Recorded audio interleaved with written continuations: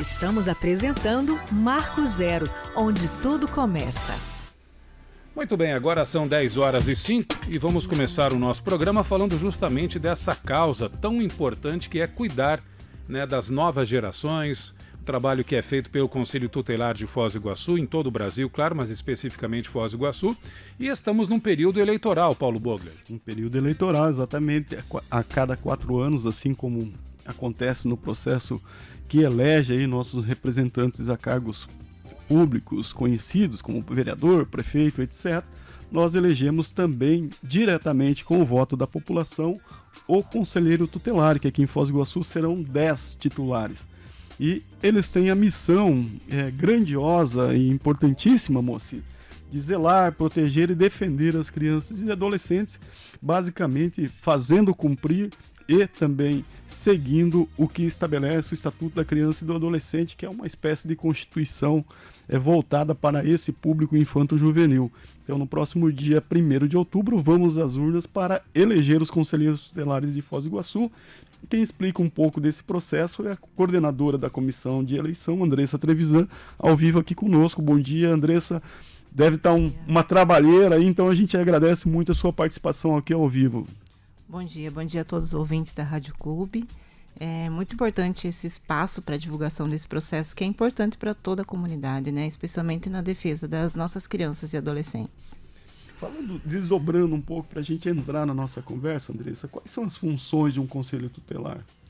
De um conselheiro tutelar, no caso, que vamos eleger os conselheiros, que fazem parte do conselho tutelar. Sim, o conselho tutelar, ele é o órgão que promove e garante a defesa dos direitos da criança e do adolescente, Ele é um órgão autônomo, um órgão público, que tem o poder de requisitar serviços, de promover ações, de todas as ações da defesa dos direitos da criança e do adolescente, crianças e adolescentes vítimas de violência, em situação de negligência, com seus direitos violados. O Conselho Tutelar é o órgão aí primeiro que vai chegar e vai requisitar o serviço e vai promover essa defesa. Quando você fala que é um órgão autônomo, ou seja, ele não é subordinado à administração municipal, ele inclusive pode questionar e levar demandas da administração.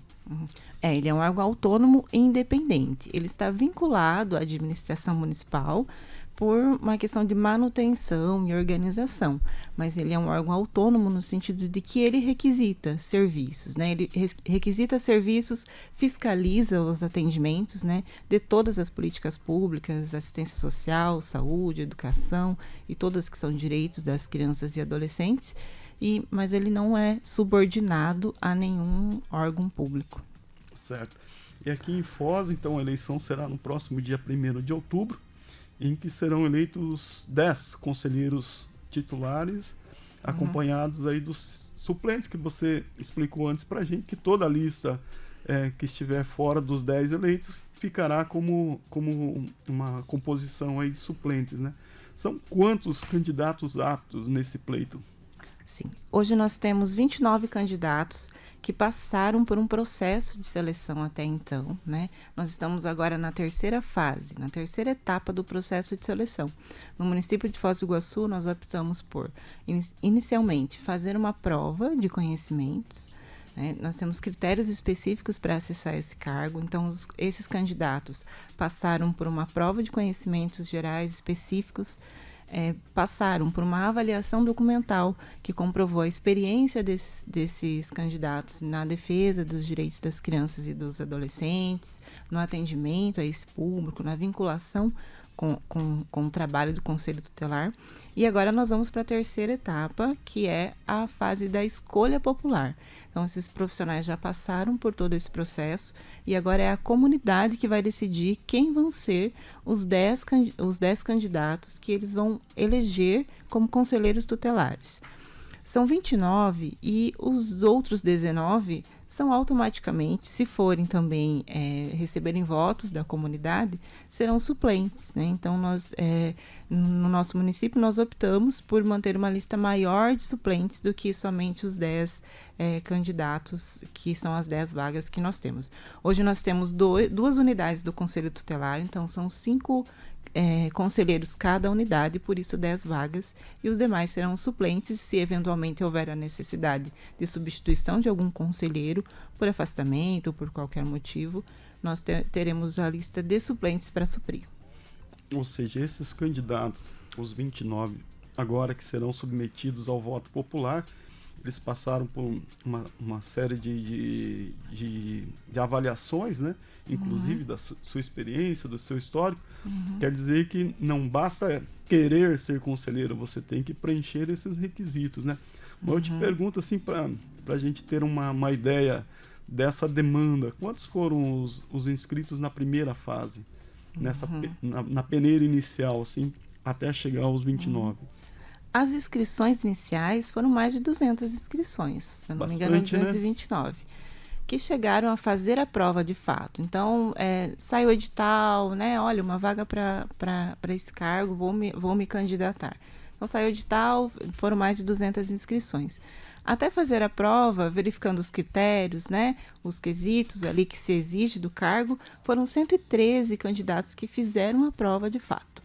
Desses 113, nós tivemos aí 37 candidatos que passaram na prova, né? E desses 37, na segunda fase, na avaliação documental, foram 29 candidatos aptos, né, a ir agora para a terceira fase. E nós temos ainda uma quarta fase, não se encerra aí, né, no processo. Depois de eleitos, todos os candidatos ao conselho ainda passam por uma capacitação antes do início dos trabalhos, que vai ser lá em 10 de janeiro do ano que vem, 10 de janeiro de 2024.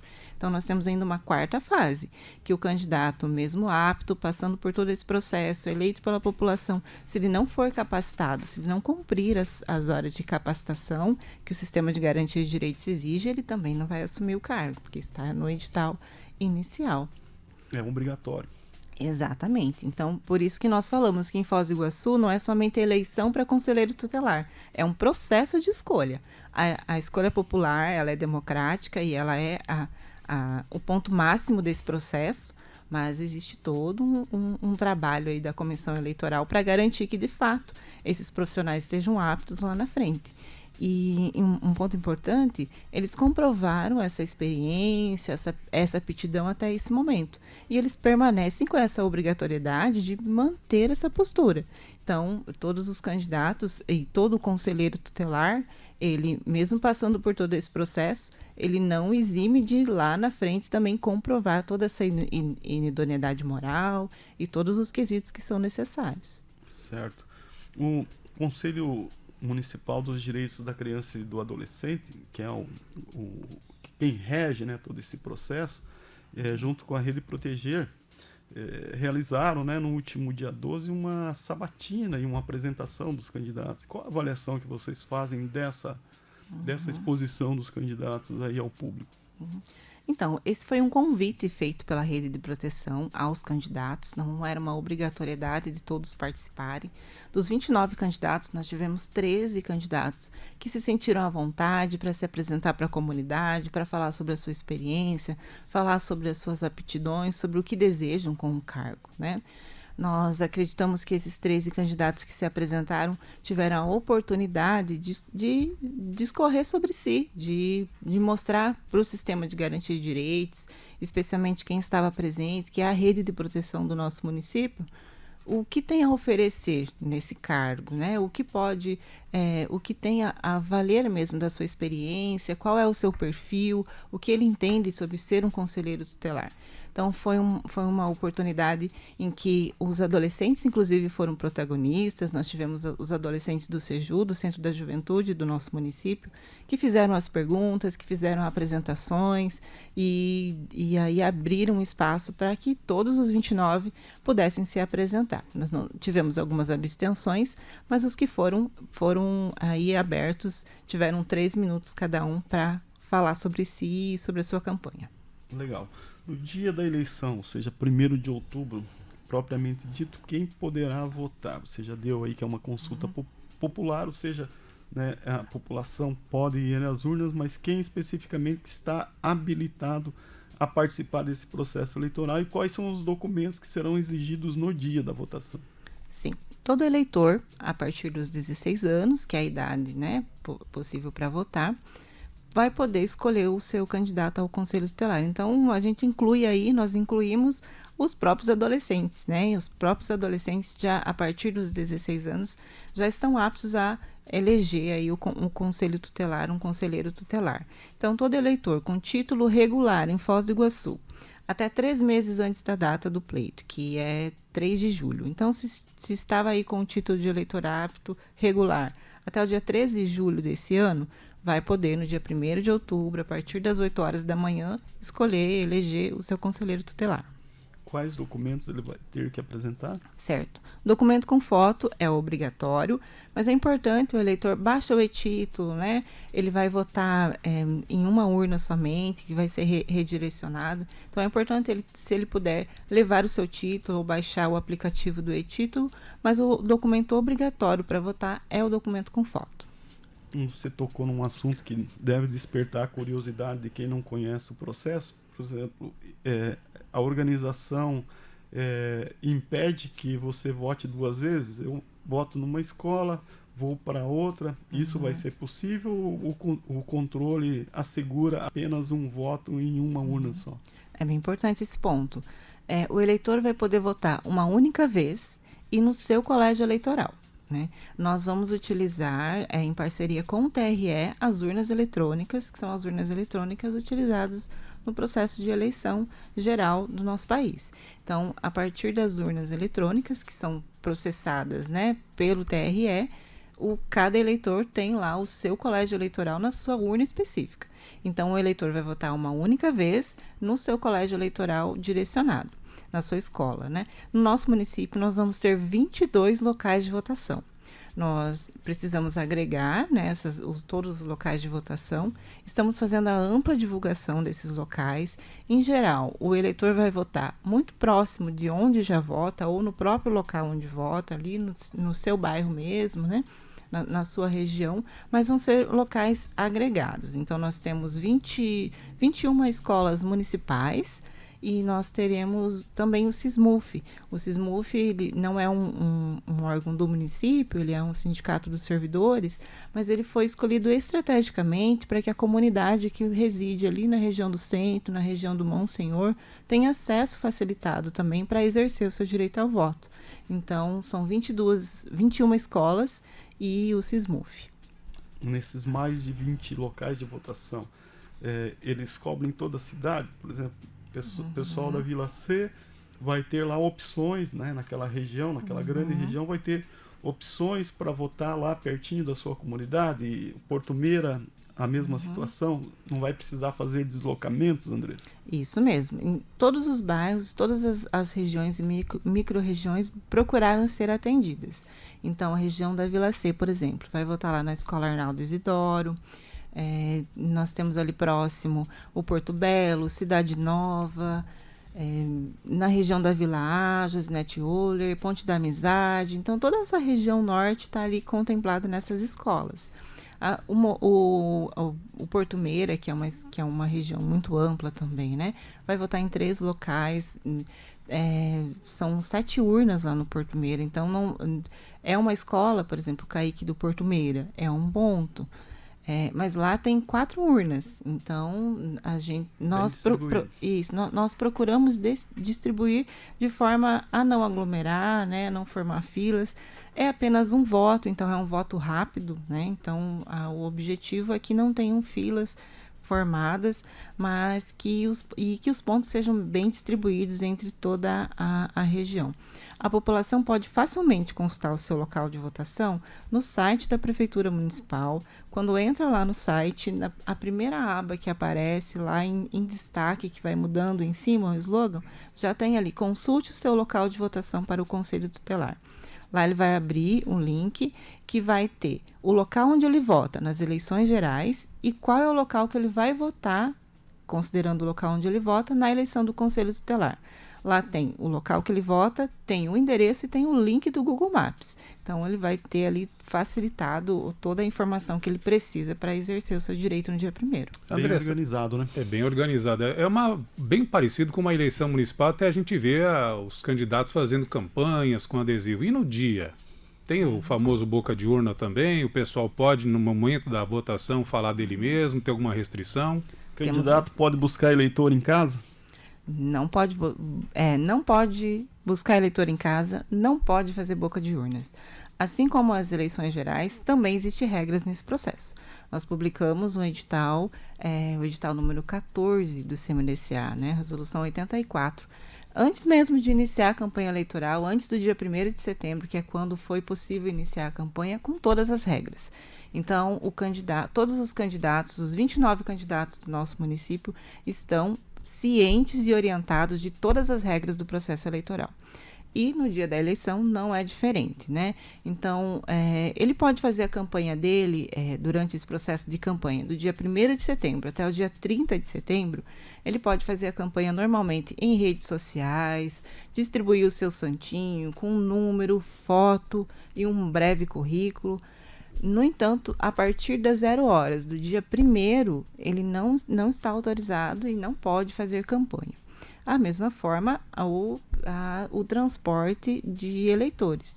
E nesse sentido, tendo essas regras, nós aproveitamos também para convidar a comunidade a ficar atenta nesse processo.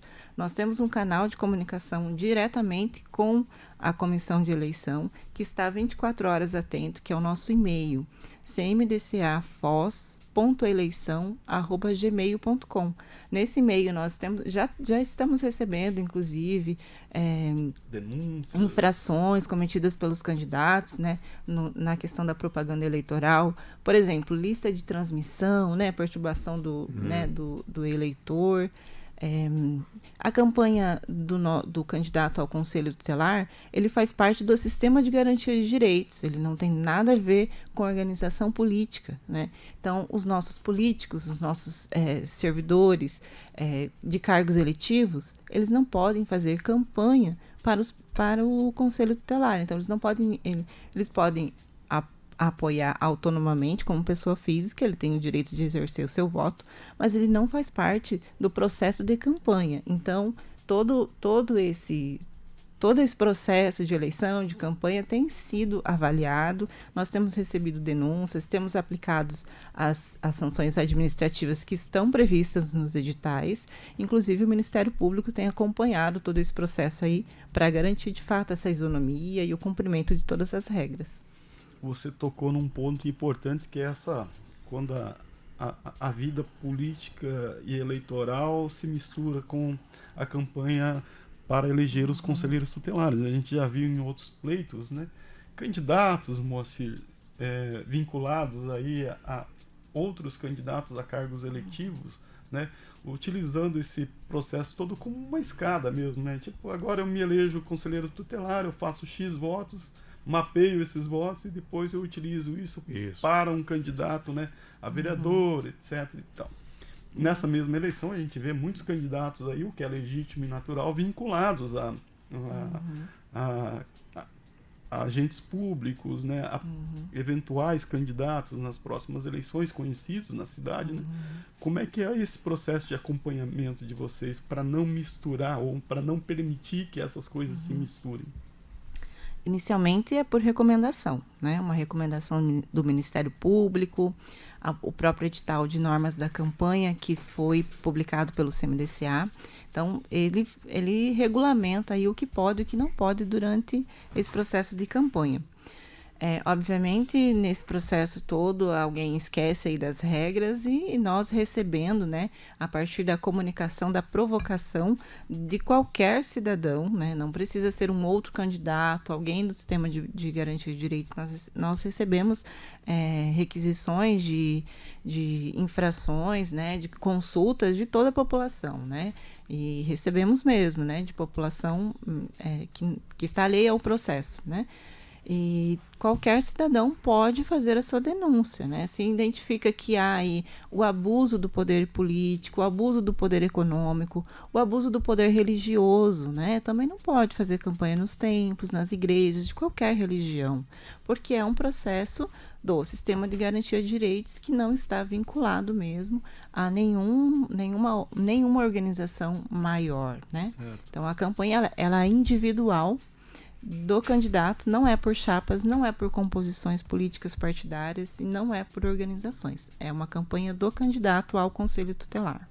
E a população, ou seja, quem é eleitor, também tem um papel a cumprir aí, né? Tem que ter essa consciência de que se esse eventual, o candidato eventualmente esteja infringindo as regras agora, possivelmente, né, como se eleito, ele pode também levar essa conduta para o exercício da sua função, ou seja, não é recomendável que você aposte num candidato assim, né? É um olhar que o eleitor tem que ter, né, para o seu candidato, para o candidato que procura ali, que promove a sua campanha. Como nós falamos, existem regras e quesitos específicos a serem cumpridos. Eles não se encerram no momento da votação, no dia 1º. Esses quesitos de reconhecida inidoneidade moral e ética, que está lá no edital de chamamento, eles devem prosseguir, né? Então, o candidato, ele cumpriu o quesito, apresentou ali as documentações que até aquele momento ele cumpria esses critérios, mas ele não deixa de ter a obrigatoriedade de seguir cumprindo esses critérios durante os 4 anos do seu mandato, né? Certo. Andressa, você falou que o objetivo da organização feita pela Comissão Eleitoral e pelo próprio Conselho Municipal dos Direitos da Criança e do Adolescente foi de evitar fila, né, que seja uma eleição rápida, simplificada. Então, como que o eleitor pode ajudar nesse processo? O número do candidato é importante. Caso ele não tenha a informação do candidato para lançar a urna, no momento, lá no local de votação, vai ter informações sobre esse candidato, e em quantos candidatos, ou é apenas um candidato que o eleitor vai ter que escolher na urna. Não é chapa, você explicou. Ele não vota no titular e no suplente, a eleição é nominal. Exatamente, é nominal.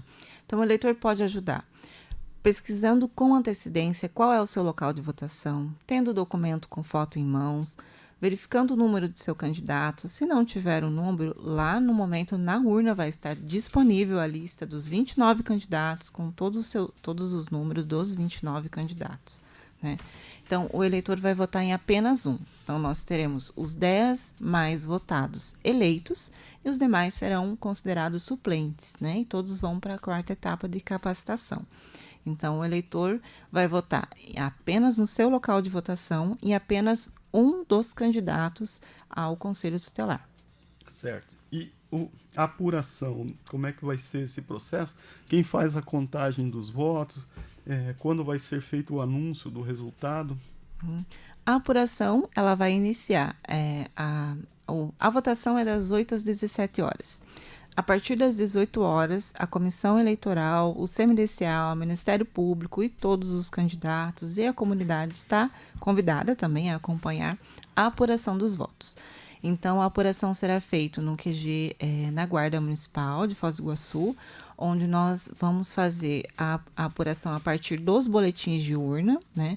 Então, os boletins de urna de todas as unidades, de todos os 22 locais de votação, de todas as 57 urnas que vão estar espalhadas nesses 22 locais, vão ser direcionados à comissão e a comissão vai fazer aí o escrutínio dos votos, né? Nós vamos fazer a transmissão ao vivo a partir de um painel de lançamento desses votos, então toda a comunidade vai poder acompanhar. Então nós vamos aí durante o domingo, né, já compartilhar o link para acesso para a comunidade poder acompanhar a contagem dos votos. Então, nós vamos até o final. Iniciamos às 18 horas, vamos até contabilizar todas as 57 urnas e na própria segunda-feira e a partir daí do final, né, já está aí apto a fazer o resultado final, né? A divulgar o resultado final dos candidatos.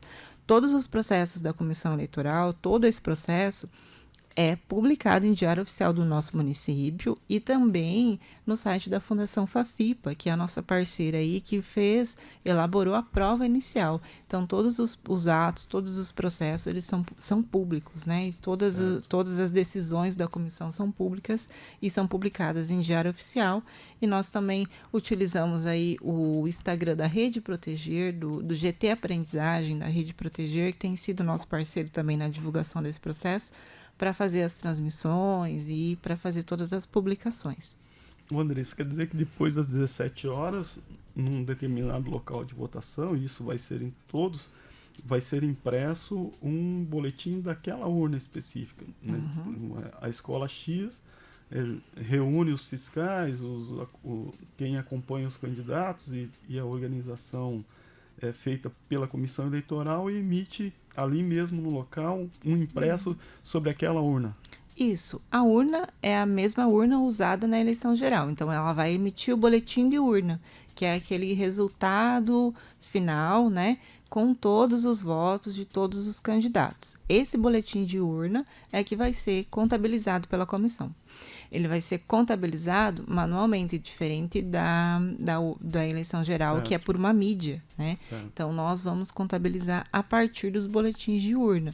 Aí, com prova, contraprova, né? mais de 3 pessoas ali fazendo para garantir, né, a fidedignidade ali do lançamento de todos os dados, mas nós vamos contabilizar a partir do boletim de urna. Então, ao final do processo, o mesário, o presidente da mesa ali, vai fazer o fechamento da urna, vai emitir os boletins de urna. Esses boletins de urna serão encaminhados ali pela Guarda Municipal até a Guarda para nós fazermos a contagem dos votos. Esse deslocamento vai ser todo feito pela Guarda? Todo o processo, desde a guarda das urnas, o encaminhamento das urnas para os locais de votação, retirada das urnas do TRE, todo o processo vai ser escoltado pela nossa Guarda Municipal, né? Então, nós temos aí, nesse processo todo de eleição do Conselho Tutelar, toda a administração pública do município de Foz do Iguaçu envolvida, né? A educação, com os pontos de escola, os servidores do município, aí com o pessoal, né? E com também um ponto de votação, e a segurança pública, com a escolta e o acompanhamento dos trabalhos, e a Secretaria Municipal de Assistência Social, que é quem administra o Conselho Tutelar no nosso município. Então, todo o aporte aí de recursos para promover esse processo eleitoral vem da Secretaria Municipal de Assistência Social. Muito bem. Andressa, para a gente terminar, peço que reforce o convite à população para que participe desse processo, para que acompanhe seus candidatos, conheça os candidatos e candidatas, né, e vote aí livremente, soberanamente para essa função aí que é muito importante para nossas crianças e adolescentes. De fato, nós garantimos o processo democrático com a participação da população, né? Então, muitas vezes nós no Conselho de Direitos da Criança e do Adolescente recebemos a população, né?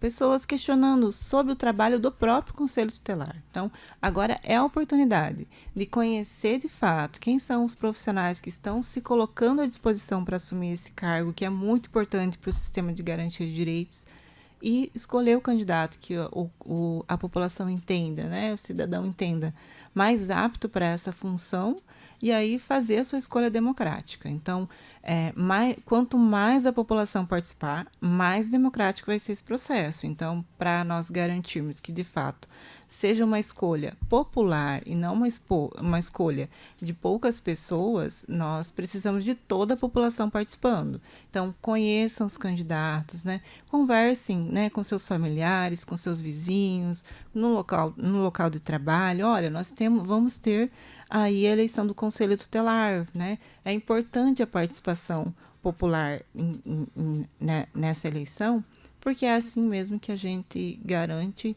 a democracia e garante aí que esses candidatos sejam aqueles que, de fato, a população entendeu que era o mais apto.